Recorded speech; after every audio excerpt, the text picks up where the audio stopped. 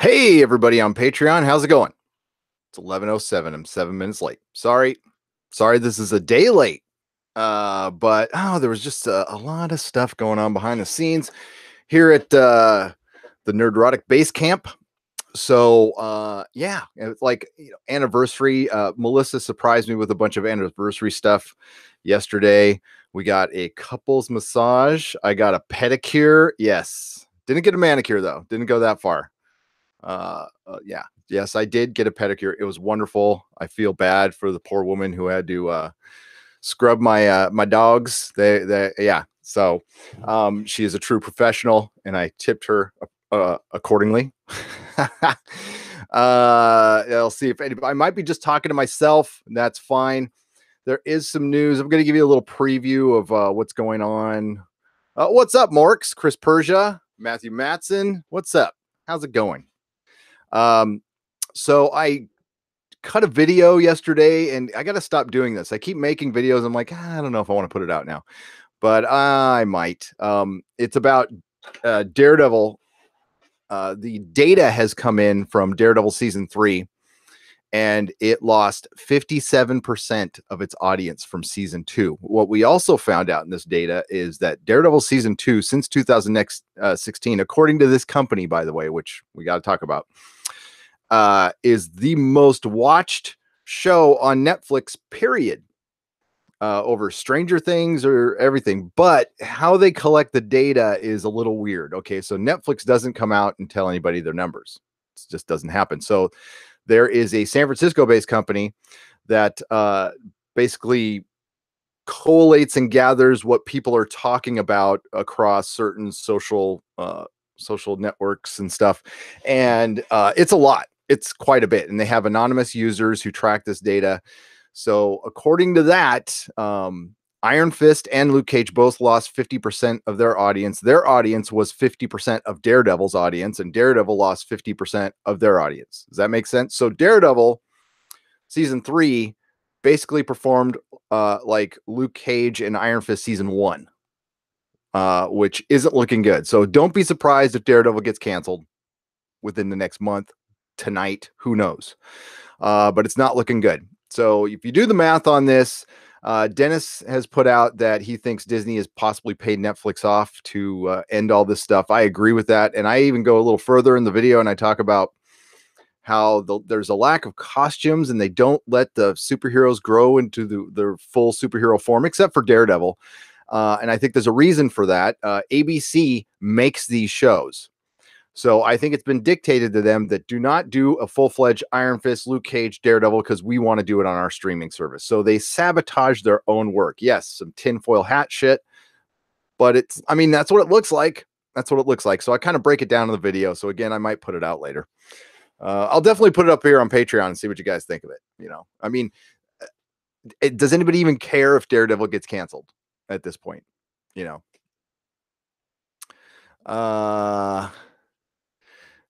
So they're basing statistics for viewership based on gossip. Yes, which is flawed. And it's only American gossip. It's not international gossip. They don't look at anything internationally. It's just in America, which, Netflix has a huge international audience. I'd say it's more than half of what they have. So, yes, it's based on gossip. So if I post Daredevil season 3 sucked ass, they count that as a view, even though I didn't see it.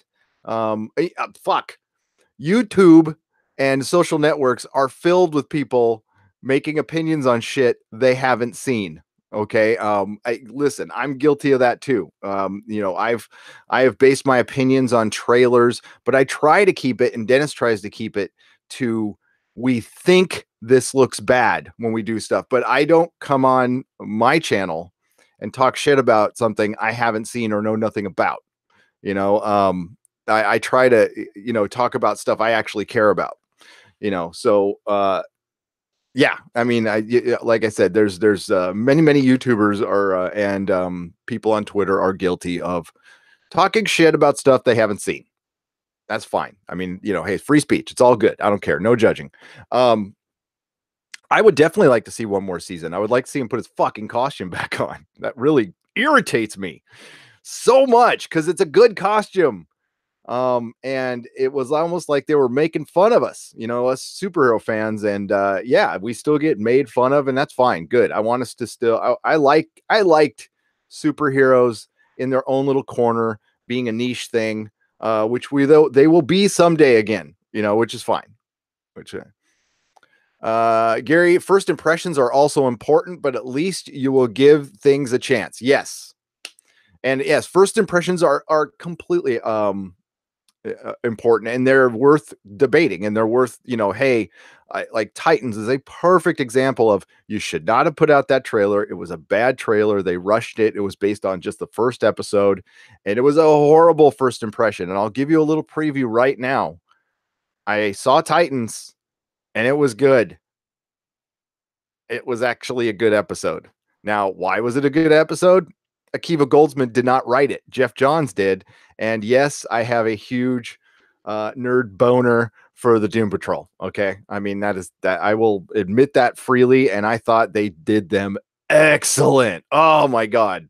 I was like really happy to see that. Now, Starfire still annoying as hell, but she was less annoying in this episode. And Robin was Robin, and yeah. So I'm gonna do a full review at 2:30 p.m. Pacific time. It'll be live. Please join me then. But yeah, I'm gonna give it a thumbs up. Gonna do it. Have to. Now, I'm not saying it's gonna hold out. I'm not saying it's perfect. But we at least have hope for the Doom Patrol show, which is gonna start right after Titans ends. So what I do like about this is, like, when Titans is over, they start Doom Patrol. When Doom Patrol is over, they start Swamp Thing. When Swamp Thing is over, they're going to do the Harley Quinn animated, which looks fucking amazing. So this could turn around, folks. This DC Universe thing could turn around, even though Greg Berlanti. See, the one good thing about Greg Berlanti is, creatively, he's not involved. He's a straight up, he's a producer. He's a schmoozer. So, his stuff can vary creatively. And, hey, I'll admit, CW started out good. It did. Hope is a dangerous thing. Matthew Matson, you know what? Hope is also not a strategy. Hope is not a strategy. That is a key to life. Finally, it took me a while to figure out this. Hey, Gary, hench for life, Joe. And welcome. I have fixed the Patreon video, so it's going to be nice and current, everybody. So apologies to those of you who have not been on it. You will be on it. And yeah, I love fucking Fridays. I mean, like, we're going to be doing possibly 3 videos. I might just save the homecoming stuff for the Friday night tights. But I hate reviewing stuff. Like, Susan doesn't have time to sit around and watch TV. She's like editing a website right now. She's got her own brand to deal with. But we are going to review Homecoming, which is from Sam Esmail, who did Mr. Robot. It's got Julia Roberts in it, but it's on Amazon Prime. It looks amazing, as anything from Sam Esmail does. But I'm not too sure about the substance. We'll have to see about that. It's based on a podcast, which I kept on like, what's based? You mean people talking? But no, the podcast was a radio drama, essentially.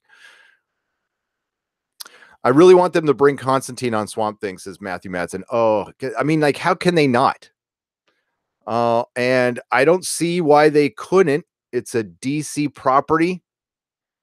I don't see why they couldn't have Flash guest on Titans and vice versa. I don't know what the final word on that has been, but Constantine comes from Swamp Thing, in case a few of you didn't know that. Alan Moore's Swamp Thing run, top 3 greatest run in comic books. I would say my personal top favorite run in comic books is Frank Miller's Daredevil. I'm sure, people have other favorites, and that's totally cool. Hope is a dangerous thing. It sure is. Woo woo. Who doesn't? Johns is the bomb. Yes, Chris. Johns is good. Johns is a great comic book writer. He's a great comic book writer, and by all accounts, nice guy. Like, really nice guy. All about money with the crossovers. Yep. But sometimes it feels like, Joe, they want to leave money on the floor because like they give us crossovers we have no desire to have, like, and then they stay away from the stuff we want. Um, and by the way, I can only go until 12 today because I have to pick up Junior from school. I have to pick up Junior from school. So yeah, Dennis, what Dennis collates all the news, and he sent me quite a list this morning, but I haven't had a chance to go over it because I was watching Titans, and then I'm going to watch Homecoming next. So how you guys doing? You guys having a good day? Yeah, the Doom Patrol episode, Matthew, is good. They it's really well done. Brendan Fraser is the voice of Robot Man, and they had Negative Man and Elastigirl. Elastigirl was done to perfection. Yeah, it's good. I was surprised. I mean there wasn't a single totally annoying thing this episode. There was slightly annoying, but it wasn't. uh, Maybe they're going somewhere with this. Maybe they're like going to start out all super dark and then go light on us at some point, and maybe they need to show this first. I still question that, but whatever. I mean, like, if it turns out good and it had a rough start, great. I mean, we all win. We get a good Titan show. I'm not going as far as saying it's good yet, but it had a good episode. And last episode wasn't terrible. It had moments. But I'm still way more interested in like the non-Titans. But I will say Gar was done well. Gar is Gar. The kid playing Gar is doing a good job. The effects though, man, they still need some work. They still need some work. I'm going to be coming out with a couple of Doctor Who videos this weekend. I saw a couple articles that kind of spurred me out a little bit. Yeah, I'll go as far as to say triggered. One of them was that the current season of Doctor Who is fixing all the problematic episodes of the earlier 2005 incarnation, which made my head want to explode. And yeah, and then there's another one that's kind of funny, actually. I hope you are there tonight. I hope you're all there tonight, 7 o'clock Western time for Friday Night Tights. It should be fun, as it always is. I'm gonna check. Every 10 minutes or so, I check for news.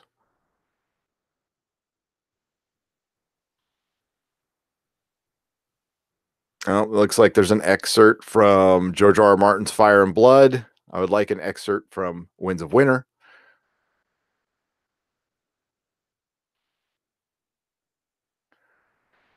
Oh my God. Sorry, I'm just like, I go to this. I don't know why I go to this website, and then it just pisses me off. Here we go. But they do collate the morning spoilers. I just read the headlines. I can't read their opinions on anything.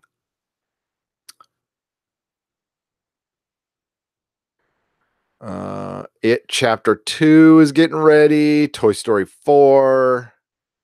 Uh, Overlord looks pretty good. Um, Aquaman is tracking horribly. Uh, I don't know what that means, but here we go. Swamp Thing. Virginia Madsen, hi, has joined the cast of Swamp Thing as Maria Sunderland, the grieving wife of business magnate Avery Sunderland, whose lifetime obsession with the swamp has driven a wedge between him and Maria. According to Deadline, the report adds that Maria poised existence is shaken further when the return of Abby Arcane reawakens a deep grief over the loss of Maria's daughter, Shauna, drawing back into her dark supernatural mysteries emerging from the swamp.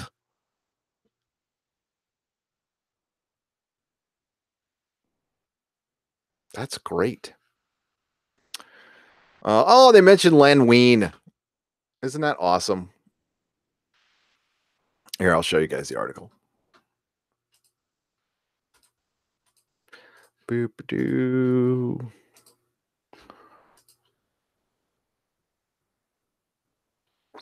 Okay, yeah, what I just said there, and I love that they mentioned here DC characters created by Len Wein and Bernie Wrightson. I mean, those are two like comic gods right there, and I was so happy to meet Len Wein before he passed. I have met Bernie Wrightson before a couple times. Freaking mad genius. So written by Mark Verheiden and Gary Dauberman, Swamp Thing follows Abby Arcane Reed as she investigates what seems to be a deadly swamp-borne virus in a small town of Louisiana, but soon discovers that the swamp holds a mystical and terrifying mystical and terrifying secrets. When unexplained and chilling horrors emerge from the murky marsh, no one is safe. Madsen will be played by Maria Sunderland, of course, and blah blah blah blah blah. Oscar, Golden Globe, who cares? Yeah. So, guys, Swamp Thing's looking pretty good. I gotta say.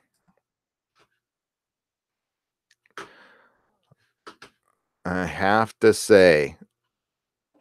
Oh. I'm checking to see if there's anything else. Castle. Okay, Castlevania got picked up for season 3. By the way, so that is good. It's all Arrow the Flash, Legends Tomorrow. Oh, here we go. Yeah, here's some. Okay, so since we talk, I guess a lot about Game of Thrones here, EW. Look at that. Oh boy, Endgame. So yeah, a ton of spoilers are out there for season 8. So as I guess that's part of the problem for them taking 2 years in between shows, but I'm trying to stay away from most of them, guys, but it's impossible to do that.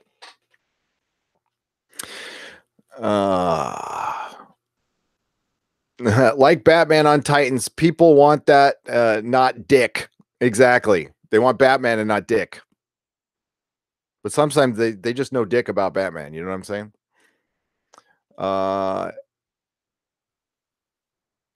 Bummer for Aquaman. Yeah, I mean, we'll see. We'll see. But for the news to actually get out is a little weird. Because wasn't that the MO of all the DC movies that they're tracking the greatest movies ever? And then, it all ends up being bullshit. Bend the knee. Straight up. John bent the knee. Yeah, he ain't gonna do that in the books.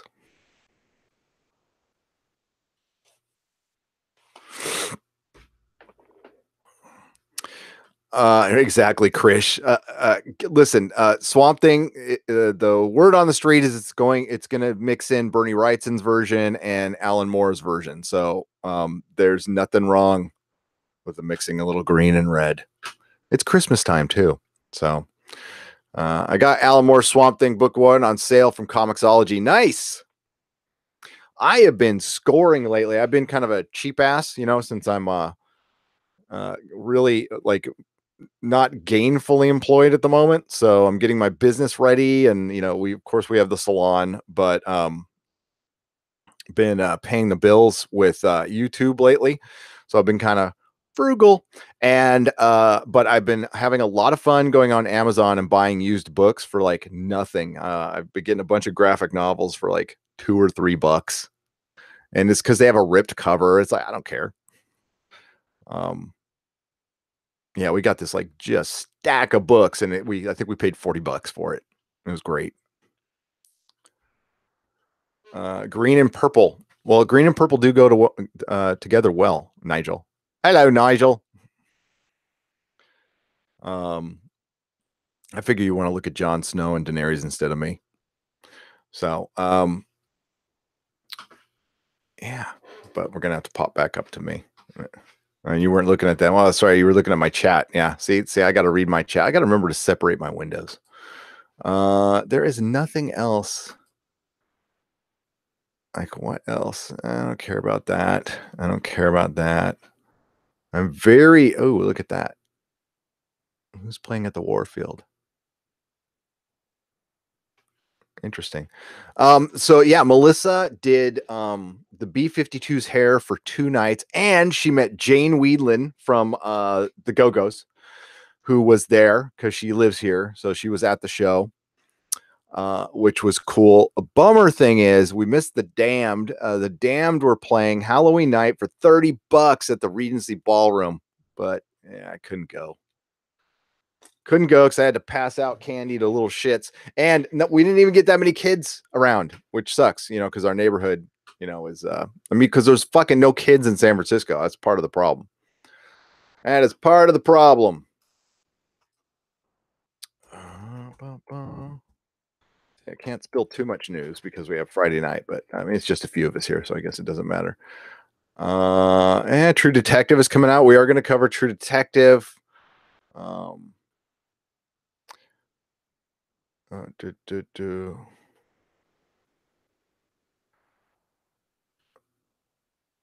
Walking Dead.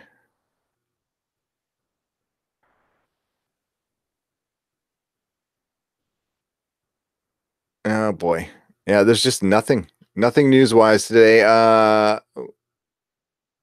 There's a daily thing on what is this?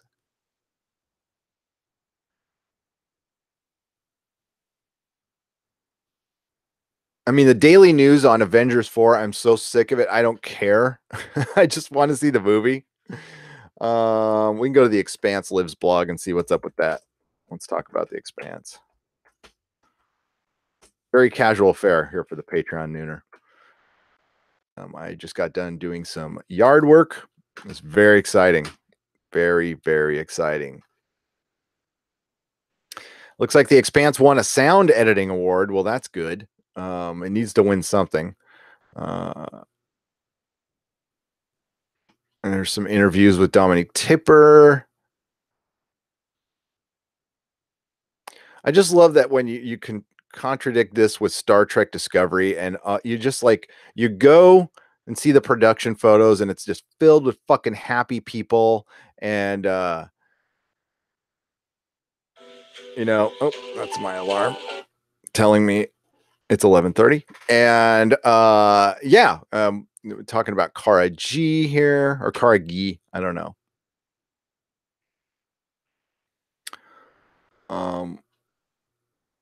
Oh wait, there was what was it? Oh man, I'm trying to remember now. Hang on. If you ever want to get just really pissed off about it, when it's the low hanging fruit of all YouTubers is the Mary Sue. It's really a horrible website. Man, I forget. I'm going to do a video on that, so we'll leave that alone.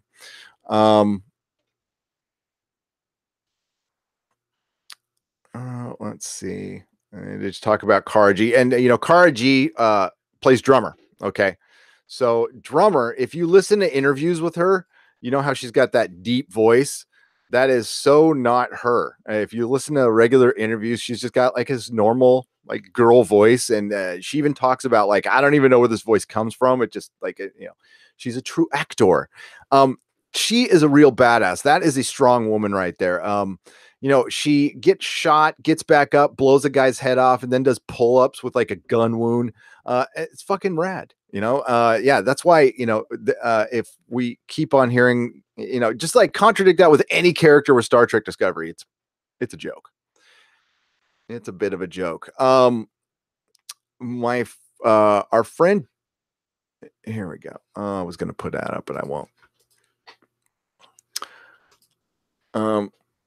Doomcock did a great video yesterday, kind of just breaking down what his channel's about and what this whole, what his purpose of his channel is.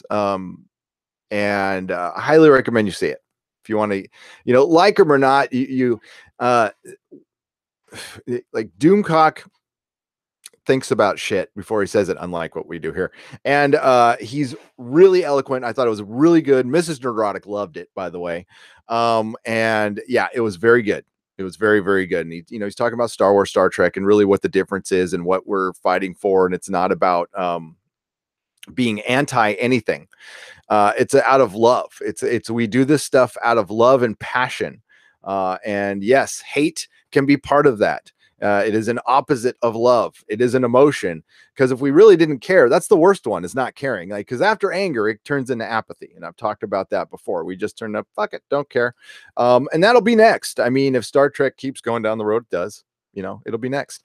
Oh, I remember the Mary Sue article that I saw yesterday, and I might do a video, was the funniest thing I've ever read. And it was written completely straight. And it essentially said, Megan Fox is going to rescue Star Trek.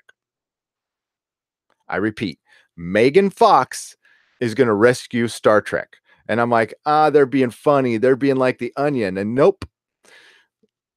And it was based on like a tweet. It was basically on a tweet, Megan Fox basically saying, I want to be in Star Trek. And this person got a whole article out of it going how she would, fuck Chris Pine. We could have Megan Fox come in. She can be the captain, and she would stay. Now, the Kelvin movie universe. We're not talking about Star Trek Discovery.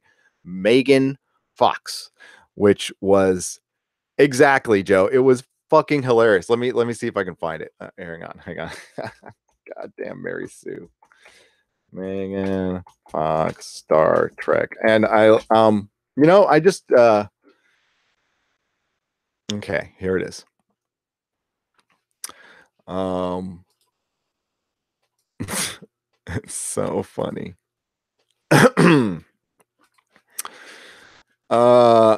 Things we saw today. Star Trek hints at Megan Fox joining the franchise, and we're hyped. All has been quiet on the Star Trek movie front, while the Trek Renaissance has continued on television. I would not use the word Renaissance, but okay. The films have reached a standstill, with stars Chris Pine and Chris Hemsworth walking away. Now we might be a vague whisper of movement, thanks to Megan Fox. The star, who was not previously been attached to any Trek project, posted a couple of photos on her Instagram story of her and John Cho at some sort of panel shoot with the hashtag Star Trek. A fan screenshotted this and tweeted about it, and the official Trek Twitter replied, naturally at this time to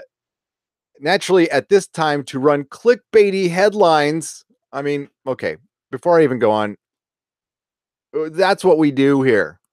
It's never apologize for clickbait, not even if you're the Mary Sue.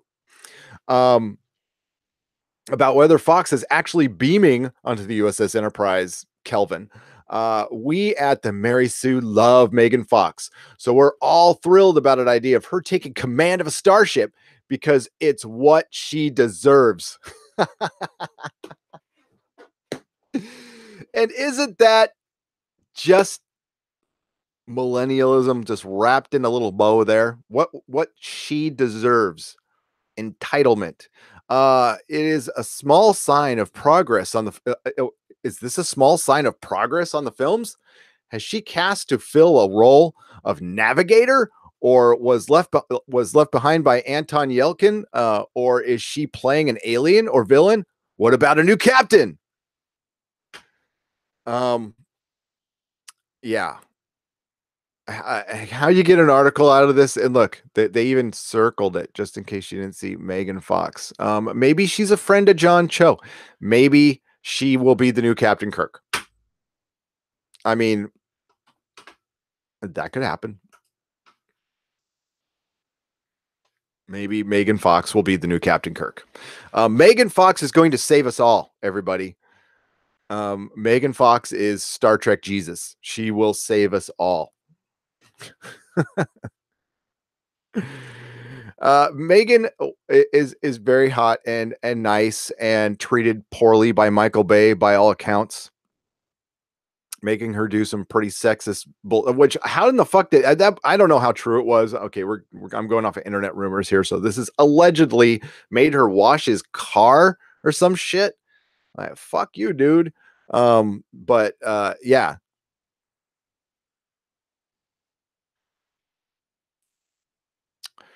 Uh Megan Fox. She will act in Star Trek for your sins. For our sins. Uh Megan Fox will go to Cybertron with the Enterprise. Yeah, there we go. We get a crossover. Transformers versus Star Trek, the Kelvin universe. Yeah.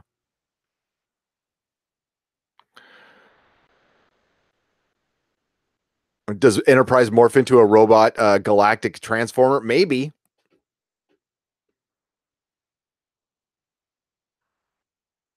Starship in disguise. It's you just read something like that, and God bless the internet. I love it. It's endless, endless with its entertainment and its ridiculousness. And I adore that. I actually do. That's not a judgment or saying that out of malice. I truly love the crazy bullshit that comes out of the internet. It makes life better.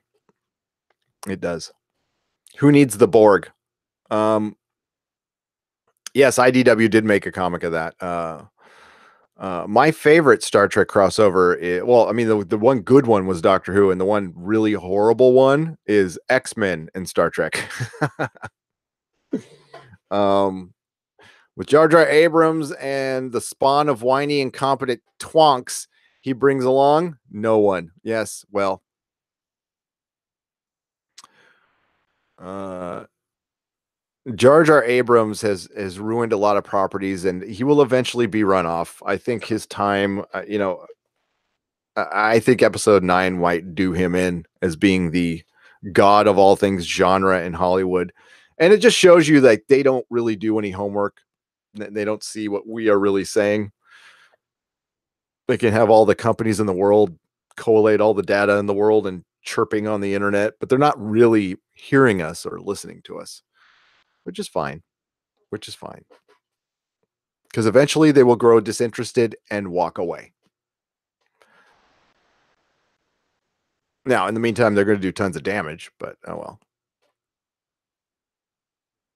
That's why it's very important for us to support the little shows.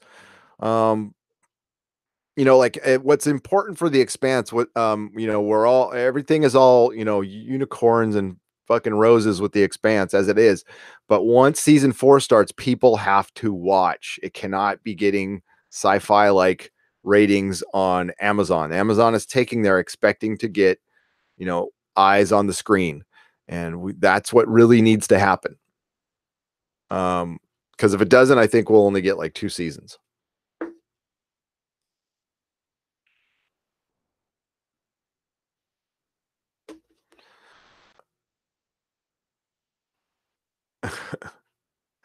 I was looking over the Doom Patrol IMDb. Now, of course, anybody can edit it, so whatever. But it appears that Cyborg is going to be in Doom Patrol, and there's a bunch of good characters that are going to be in Doom Patrol. Doom Patrol, I am very excited about, as you can tell. Um, and do I know how Amazon tracks viewers, etc.? We don't. And these companies never share it, but I mean, it's basically how a YouTube video. They have analytics to show how many people click on an episode, and I'm sure they count it kind of like a YouTube click. You have to click for a certain amount of time for it to count. For example, I mean, what a great thing to track would be YouTube. So, what's YouTube's biggest success? Cobra Kai. Cobra Kai, the first episode passed 50 million clicks. 50 million clicks. That is fucking insane. So that is and you got to think that's probably the real numbers for like something like Game of Thrones. Like Game of Thrones, they'll say like 10 million people watched it on HBO, but goddamn well it was like 5 times that around the world. And then you count all the pirating, it's probably more something like 80 million to 100 million worldwide. Not joking there. I think those are the real numbers. It's just a matter of forcing, at some point these companies are going to have to share their data. They're, like we're not going to take their word for it forever, and it is important to share your data because if something's successful, you want to shout that out. So at the very least, they would go, hey, this is our most watched show and it gets this number. The problem is people then can, figure out how other shows are doing based on interest. So we shall see. Now, I do believe Netflix has released a couple times like their numbers for shows. I want to say they released it for Iron Fist. Or but yeah, eventually they're going to have to share it. Looking forward what they're going to do with Cyborg on Doom Patrol. Hopefully, he won't be 2014 RoboCop ripoff like he was in Justice League. Yeah, people might laugh at how the Doom Patrol look, but it's pretty accurate to the comics. And the characterization for the Doom Patrol was really well done for the limited time they had.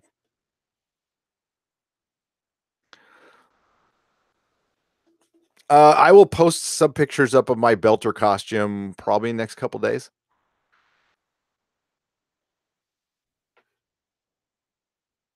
I have pictures of I don't know. I just don't know if I'm allowed to share them because we have pictures of Melissa with the B-52s and all that stuff. But I mean, like I'm sharing it with you guys here, and I probably shouldn't have blabbed, but I'm I'm a bit of a blabber. So yeah, but she likes to keep things like professional,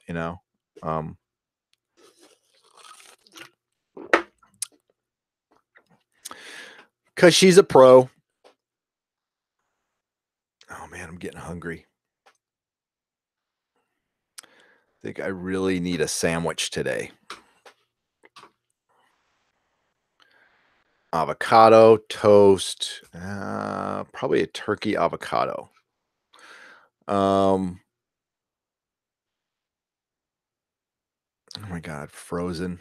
I've never seen Frozen, and I never will see Frozen. What? No. What? What? Wait a minute. This is okay, guys. Hang on. I got an alarm going off. I gotta hang on, so you don't get a crotch shot. Hang on.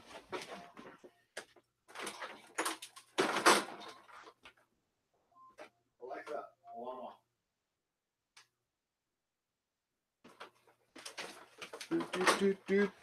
Okay, I did not see this. This is fucking huge news. That's why I'm like checking this real quick. What? Okay. Rejoice. Rejoice if you are a Penny Dreadful fan. It's coming back. Showtime is bringing back Penny Dreadful in a whole new time period. 2 years after Showtime shockingly canceled Penny Dreadful, it's bringing it back, but it's going to be very different show than you remember. Then you're not really bringing it back. The Hollywood Reporter reports that Showtime and Penny Dreadful showrunner John Logan are reuniting for Penny Dreadful: City of Angels, a new series set to begin in 2019. Described as a spiritual descendant to the original series, which took place in in an alternate Victoria era England filled with gothic monsters and frights. City of Angels instead takes place, if you hadn't guessed it, in Los Angeles. The time period will be circa 1938, and the show will take cues from Mexican folklore for its supernatural elements, while also tackling issues of race and politics in the city.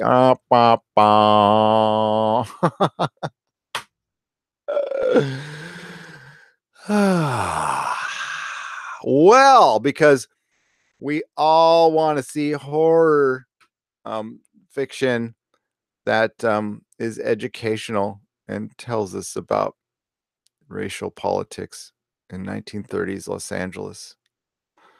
Um, it's a bizarre choice to take that basically sounds like a completely different series and put the Penny Dreadful name on it. But we'll have to wait and see how it ties into the world of the original show, or if any original characters will make an appearance in City of Angels. But for now, it's back, sort of. Yeah, this is bullshit. So this is basically we're gonna put Penny Dreadful on something that's gonna be filled with ideology and maybe some virtue signaling. Does this sound all familiar? Does this sound familiar? Does this sound familiar? Yeah, I'm sure Susan caught it. I haven't been able to catch her website or anything news-wise in the last 2 days. So this is all news to me. We will talk about it tonight, I'm sure. Yeah, I'm yeah, Day of the Dead spin. Yeah, it's just gonna be I love Penny Dreadful. I thought it was a cool fucking show. I thought it was a really cool fucking show. I own it. The ending kind of sucked, but I still love it. John Logan got a little too verbose for me at times, but yeah, the original series was brilliant, Jody. It was. Yeah, they're just slapping a name on something to and they're basically, I mean, it's fuck, why not just come out with a different show by John Logan? And the reason they're putting Penny Dreadful on it is the same reason they put Doctor Who on a female. They don't feel like they can create a brand new female character and people will watch. See, because they're the ones who are kind of sexist and racist. They don't think they can do a Day of the Dead horror series without putting an established label on it, because they don't think people will watch. So they think they're literally tricking people to watch. And yes, and that's what makes it sexist, racist, and all that other shit. And that's what we've always been saying from the get-go. It's weird. It's just name. Yeah, it's slapping a name on something that has nothing to do. Now, there isn't this big, long, canon lore for Penny Dreadful, but it's got a style. It's got its own unique style. So, yeah. And for one, the name, the Penny Dreadful. Okay. You guys know what a Penny Dreadful is, right? So we'll go there. Penny Dreadful, it was like basically a pamphlet. Okay. And here. There we go. Not the TV series. It had like stories in it. It was like a little book, basically, that was popularized in the Victorian era. Okay. It's an English thing. And there was no Penny Dreadfuls in 1930s Los Angeles. There were horror stories. There were little, there was books. It was basically an old-fashioned comic book. Yep. That's it. And it was, and yeah, it's basically like a dime horror novel. So why not just call it, what I was a big fan of in Penny Dreadful is Grand Guignol. Okay, I actually know about the Grand Guignol. You want to know why? Because here in San Francisco, we had the only Grand Guignol theater running, and it ran for 10 years. Unfortunately, it just closed, which is so sad. They were called the Thrill Peddlers. A friend of mine named Russell Blackwood ran it, and it was a little theater that held 50 people, and they did Grand Guignol Theater. What's Grand Guignol Theater? Shock horror theater, basically. Lots of guts and blood and fucking heads being chopped off and very sexual and stuff. And it was a group of players who made no fucking money. A couple of them were like porn actresses, and they got together and they did this amazing I actually did a short for my film class. I did a short on them.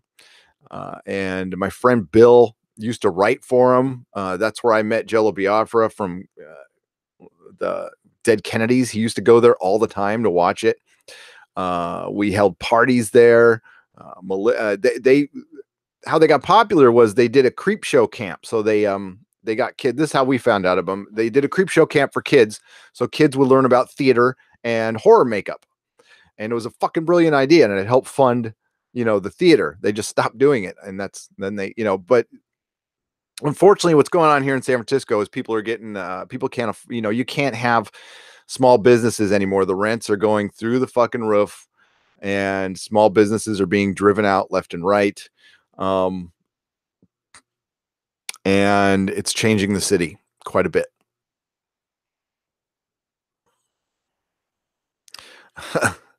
Peso dreadfuls. There you go.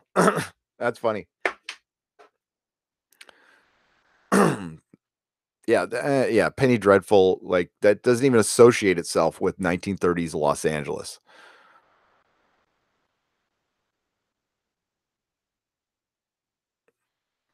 But it seems to be, I just defended clickbait, and that's basically what Hollywood is doing. It's clickbait. Penny Dreadful, City of Angels is clickbait. Take it easy, Matthew. I've actually got to go now too. I've got to go pick up Nerdrotic Jr. It was great talking to you all. Sorry I missed you all Thursday. This is the makeup episode. We'll go back to Tuesdays and Thursdays next week. Discord thing, test will be tomorrow. I'll let you guys know what time. We're gonna have a main Discord for the channel, and then we're gonna have a Patreon only Discord. I got to work that out. I got my new machine running. And what else? So look for, at the very least, 2 videos today. So I'll be reviewing Titans at 2:30 in a couple of about 2.5 hours. I'll be reviewing Titans, and then I'll either do a separate Homecoming one, or we'll make it part of Friday Night Tights. If I feel like we have way too much news to cover, then I'll do a separate Homecoming video. I might shoot that as a video and try that whole premiere thing. So if you guys want to join me for that, what the premiere thing is you cut a video, you put it up, and then you guys can be in the chat. It sets a time, and then has the live chat on the side, and we can sit there and talk about the video while it premieres. So yeah, I'm going to discuss Doctor Who this Friday, but I'm also going to be, there's 2 or 3 videos I'm going to be making now. Doctor Who news keeps coming up. My Doctor Who being delayed and Doc Torchwood possibly coming back video has done very well. It's got us a lot of subs, and it's also got a lot of people slinging shit at me, which is fine. But it still looks like that season 12 is going to be delayed by at least 8 or 9 months. So that's almost a year. Wouldn't you call that almost a year? I would call that almost a year. So we'll see. The ratings went up a little bit for the 4th episode, but that 4th episode was bad. It was really, really, really bad. So we'll see if it hangs on after this.